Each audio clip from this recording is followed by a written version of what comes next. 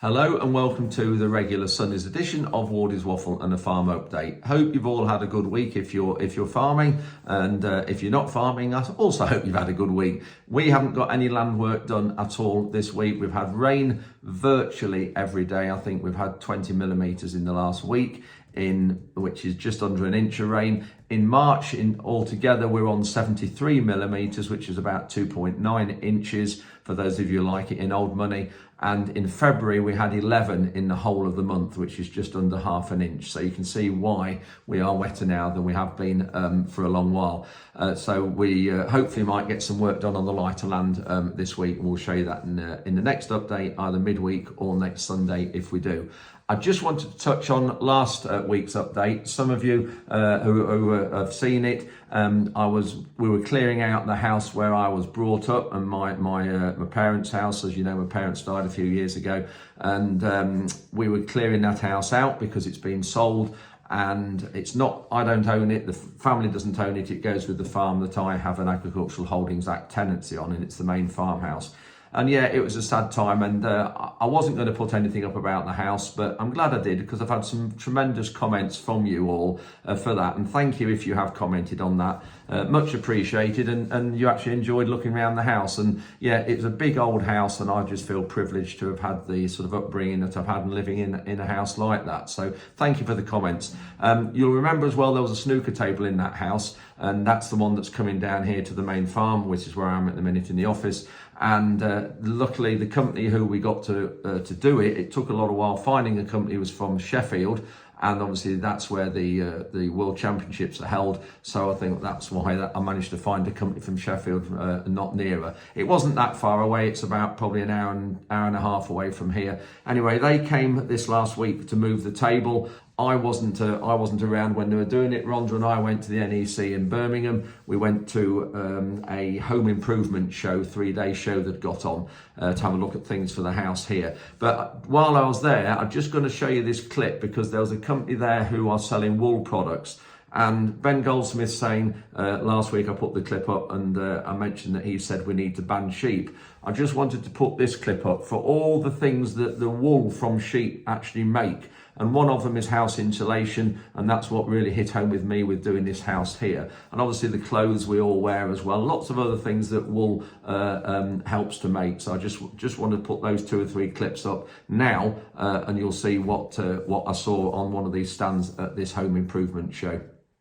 Just come with Rhonda to the home building and renovation show, and I've just seen a stand here behind me from British Wool, and it just shows the huge range of products that the sheep's wool can make. And so this is where Ben Goldsmith, he doesn't realise that getting rid of sheep, the amount of other things that you can actually make from sheep, and it would actually damage, which would mean even more imports. And one of them with building a house, one of them here is just seen a little clip about insulation and loft insulation, and I've got this little clip here to show you, and also another clip about some sheep and about the products and how the wool is made. So just put these 2 clips up and you'll see what happens. I think really interesting.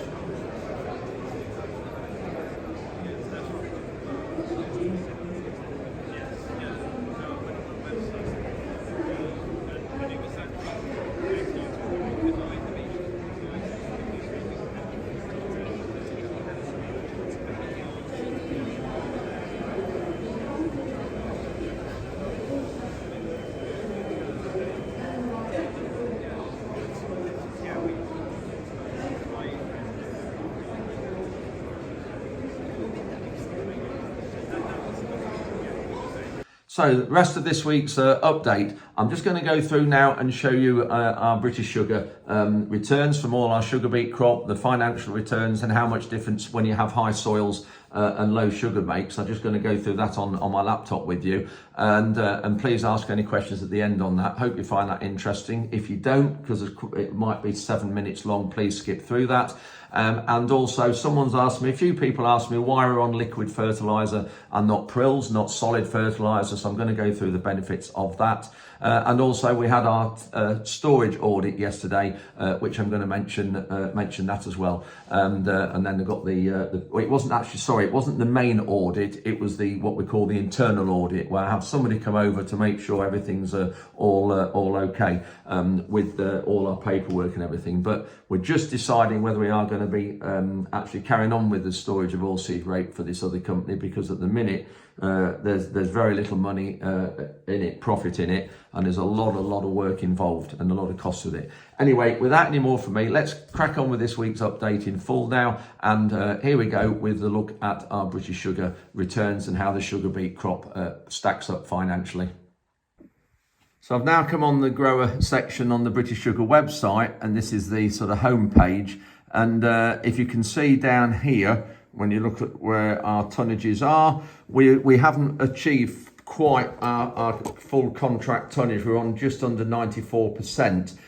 We normally have 4,800 and something tons, and we've delivered 4,653. What we've got here are the green lines. These are the various contracts. We've got one that I took out of 450 tons. CTE, by the way, stands for contract tonnage entitlement. We've got one there that I took out linked to the futures price, and I managed to settle that at £42 per tonne. This is a multi-fixed year contract that I signed in 2020 for 3,000 tonnes, but we've only been paid £27 a tonne for that. And then I've got some on a 1 year contract that's we've only delivered, it was 1,203 tonnes, but we've only delivered 912 tonnes of that. So totally, you can see that's why we're on 93.7. But if I just scroll up here and look at there, we've got our grower average was 16, so ours was 16.14% sugar, and the factory was 15.98. That is, that's really low. Obviously, that's taken into account the high sugars we had earlier in the season, which I'll show you. And then our dirt tears for our soil, which is very important, we're on 5.6 and the factory is on 5.8. So we need as low soil as we can get. The dirt tear is the soil content. We need that figure to be as low as we can, and that figure to be as high as we can. And that is the lowest figure we've had for a number of years. And when you go, is there anything else under there? No, there isn't. Just to click now onto the deliveries there, if it will do it on touchscreen. There we go. We've got weekly deliveries, you can see here, all through there. And these are the weeks that we have delivered beet into the factory. This is week ending. So we've only had, we've got 1, 2, 3, 4, 5, 6, 7 different periods of weeks when we've been delivering into the factory. And these are the total tonnage you can see there, dirty beet. So I'll just explain that here. So in this week, you can see here, we had 28 loads. This is only actually a week ago. We had 28 loads go into the factory a week ago. The dirty tons, and that includes the soil, was 808 tons. The clean, that's with the soil removed, and the soil was 6.95%. So if you take 6.95% of that, it brings you down to 752. And then the adjusted is with the sugar. That is what we get paid on. The adjusted weight is what we're paid on.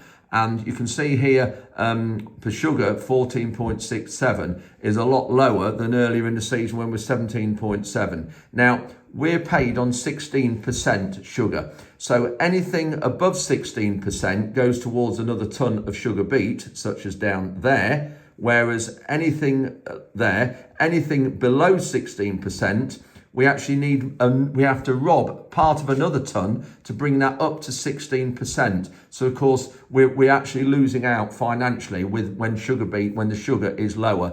So if you look down here, the clean figure is that one at 618. This was earlier in the season, 16th of October, when we first took sugar beet in. Our clean figure was, our clean tonnage on that particular batch of loads, what was the 22 loads there, But the time we added the extra high, the good sugars in, it took the clean up to the adjusted weight at 684. So that's what we're paid on. And you can see there, soil, we're only averaging 2.02% soil, which again is really good. So just to look at delivery totals in here, if what we can do, I can compare how we are here. This is my weekly deliveries. I can compare that to the factory weekly deliveries. And if I go at the start of the season, you can see here, this is the factory. Altogether, this is an interesting one. We were given 131 permits, as it's called, for loads of sugar beet. We've actually delivered 158. So we're 121% of what we were given. Our haulier was given 3,175 loads to deliver. They actually delivered just over 3,200. Our factory, Newark, this is Newark. First of all, they thought there was going to be 51,415 loads delivered into the factory, and they were only a little bit over that. So you can see in relative terms how our sugar beet actually has done well here, even though it hasn't done quite so well on the last field. So I'll just touch on now on fields, and you can see there, if I go into field report at the top here, the first fields are two we lifted. We were on 109 tonnes per hectare. We were on 109 tonnes per hectare in another field, and that's because the soil here was 4.5%. We've got sugar 17.42, whereas the last field we lifted, which was only last week, and this is up on the heath on the light land, you can see adjusted is just under 70. And our dirt was 6.1, which is a bit higher than our like-for-like soils.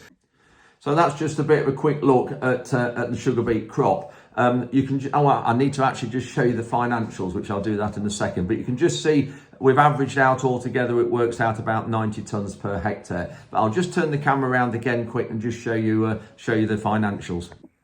So just showing you now the financial information. This is the pounds per load. So this end figure is how much we're getting per load. You can see there, though, it's got value of beet in this column as 0. That's because this was on the futures contract, and we get paid by the company who operate the futures contract and not British Sugar. But when you look at this end figure here, these are the ones we want to look at, these few loads down here, you can see we're on over £1,000 a load of sugar beet here, 1,002, 1,040, and that's here because the sugar's there 17.75 and low soils as well.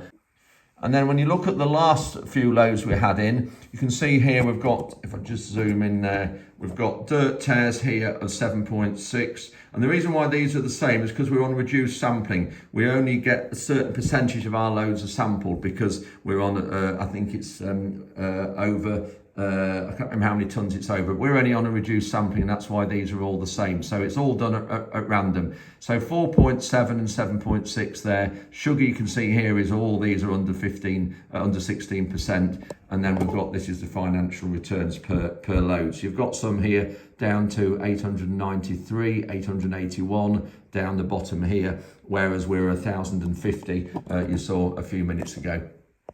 You can see I've got the liquid fertilizer tanks behind me, and there's a couple of main reasons why we use liquid instead of solid. The first one, it's much more efficient to the crop. It doesn't have to go through the same stages that solid fertilizer does for it to be broken down and available to the crop. So it can get into the crop much quicker, and also it's less prone to striping, really, because we always used to have a lot of trouble with the wind, and when you only need a 15% variation or 15% difference in your spreading application, and that gets you striping, whether it's positive or negative. It can get you both striping, get you a lot darker striping from overdosing, and obviously underdosing gets you your light strips down the field. So we used to get a lot of striping when we're spreading at 32 metre tram lines. And also regarding cross compliance and the margins, are certain regulations that we have to adhere to, and we're not allowed to spread the fertilizer onto our margins. So a lot of these fertilizer spreaders have border discs that reduce the throw of the fertilizer when you're going around the outside of the fields. But you'll see from these pictures that I've got, this is our crops when we were spreading the fertilizer. We used to get a lot of striping and a lot of tail off on the edge of the fields because we had to restrict the fertilizer. So every time we were going around the first time around with the combine, we'd get a lot lower yield. And you can see from these pictures and also from this chart here how much less tillers we used to get and what you can get with actually when you're not getting the maximum amount of nitrogen to the edge of crop. Yes, we've had to build a bund, as you can see behind us here, but when you look at the various stages, I've got some photos of us building that bund. It took a little bit of doing, but we've got it in a really good access point from the yard here, just right next to the gate where the dogs are, and really easy to get to. And we have to look at drains, obviously. We have to and to look at the various safety aspects of that as well. But when you look at storage, we've got, when those 3 tanks are full, each one holds 50,000 litres, so 150,000 litres. And because fertiliser is a lot heavier than water, with water, 1,000 kilograms of water is a tonne. 1,000 kilograms of fertiliser is more than a tonne. And for a tonne of fertiliser of nitrogen, you only need about 770 litres for 1 tonne. So those 3 tanks there, when they're full, is 200 tonnes of fertiliser. So you imagine if you had 200 1-tonne bags, or even if you had 600 kilogram bags, so you had a lot more bags, how much room 200 tonnes would take up. So there is, there is that side of it as well, a lot easier for storage. And then just going back to the safety aspect of it, there's a lot less volatilisation where it goes up to the atmosphere with liquid, because it doesn't have to go through the same processes to break down and be available to the crop. And one more advantage for us is that when we're putting on our spring crops, which will be hopefully going on in the next week or so, when we're spraying off the glyphosate, we actually do mix liquid nitrogen with the glyphosate to save an application. And so the glyphosate will be controlling the blackgrass and the volunteers and all the weeds that we don't want before we plant the crop, but then we're also putting on some nitrogen that's there on the soil surface. And so when we go through with our Simba drill, it mixes up the nitrogen with the soil. So the minute the seed is putting out some small shoots, it's picking up that nitrogen. And those of you who are regular viewers of this channel will know I've been on about this with our direct drilling demo we had last year. That is why our Simba drill, I think, benefited and gave better yields, because it mixed the soil up better with the fertilizer. So that's the main advantages of it. And I can say, yes, your one machine, the sprayer, does it all, and you can go out putting liquid fertilizer on in the morning when it's too wet to do any other spraying with the sprayer. So and for us it just works, and we've got the Bowser, as you've seen as well. That's a cost, but we use it for spraying as well. So that's for us the main benefits of liquid fertilizer, and why we'll never go away from it. And it's, as always, a lot of people say this, I just wish we'd done it before we did. I think we've been on liquid fertilizer now probably 6 years, I think, something like that. So important day today, Friday. I'm in the office. I have got Stuart's come. Stuart does our pre-audit for our task storage, and I'll get Stuart just to mention what the task is in a minute. A lot of paperwork to go through, a lot of things to check that we've done right. And then next Friday we have the full audit coming, where we have a task official chap come next week to do the full audit. Anyway, I will just look round here what we've got. So Stuart, just explain please about what task is. What we're doing is we're actually doing the internal audit to the current tasks team, which is all about traceability, food feed standard, security, going through, checking all the paperwork. We've had a site tour as well, looked around everywhere in preparation for next Friday afternoon. Yep, and these are just some of the things we have to do for storage. So when we store, because we store oilseed rape for ADM, which is the National Grain Merchant, and we have to have everything, all I's dotted and T's crossed for that. And these are just some of the things that we have to do all throughout the season when we've got intake and outtake. We have to belong part of a proficiency test, and Frontier run that, and we belong that. We have to do daily moisture checks, store inspection reports, cleaning records, and also here, this is the legal side of it, or the contract side of it, should I say. This is all the things we have to do. You can see a lot there. And yeah, you can just see how much it takes to do this. And this is why I say that we need really good income for this, because this might be the last year we do this storage. We're not sure yet, but we get paid by ADM £11 a tonne to store the crop and also to monitor it, and that includes all the electricity for the cooling of it. We have to cool it, we have to condition it, and the most important thing is that the crop has to come out of the store in the same condition that it went in at. Is that right, Stuart? Correct. Yeah. So we have to do that and make sure that there's nothing wrong with the crop. So the biggest thing for us this last year was it went in store at around 30 or 32 degrees. And obviously we can't keep it to that for very long at all, otherwise it would breed bugs and it would seriously go off, and rape can self-combust and catch fire. So we need to cool it down, but of course we can only cool it down properly with ambient air when the nighttime temperatures get lower, which for us was going into November, December. We cooled the sort of took 15 degrees out through before then, but the main cooling occurred in December and the frost. And a lot of the rape in store now it's down to about 5 degrees, so it can be done, but it does require a lot of money to do it. And obviously with energy costs being where they are, it's cost us a lot more to do it this year. So this is why we're just debating whether this will be our last year or not. But anyway, Stuart does all these internal audits, also Red Tractor audits. He is your friend, and if you want any help with any of these audits, Stuart is the man. Get in touch with me and I'll put you in touch with him. He's the man. He's our friendly pre-audit auditor. Thank you, Stuart. Thank you. It's Saturday morning and I've just come to Birchwood School, and I'm in the wildlife area here that you saw in the video last week, and they've got a lot of children here clearing this all out, and it's just fantastic what they've done in here. Done it at lunch times as well, and there's probably 20 children here clearing all this out. We'll just have a quick look at what they're doing, because it's great to help them with this sort of thing, and for this school in Lincoln to actually look at the environment and look at wildlife as well. It's just fantastic. Now you've done a good job here. Look at all what you've done here. Fantastic. This was all covered in all this, and we just removed it in. Yeah, we moved all the sticks out of it so we can put them in a dump. You did what? You moved what? All the sticks. And we put it in a big pile so we could move it to a dump. Brilliant. That's fantastic. But look what you've done. And you've got daffodils growing there, and all the other trees and the flowers that we've planted. And I'm getting some more for you for the next week or two. We're going to plant some wildflowers here. Yeah. All right? Yes, yeah. So that's it for this week's update. Thank you very much for watching. If you've made it to the end, well done. And we'll see you probably midweek.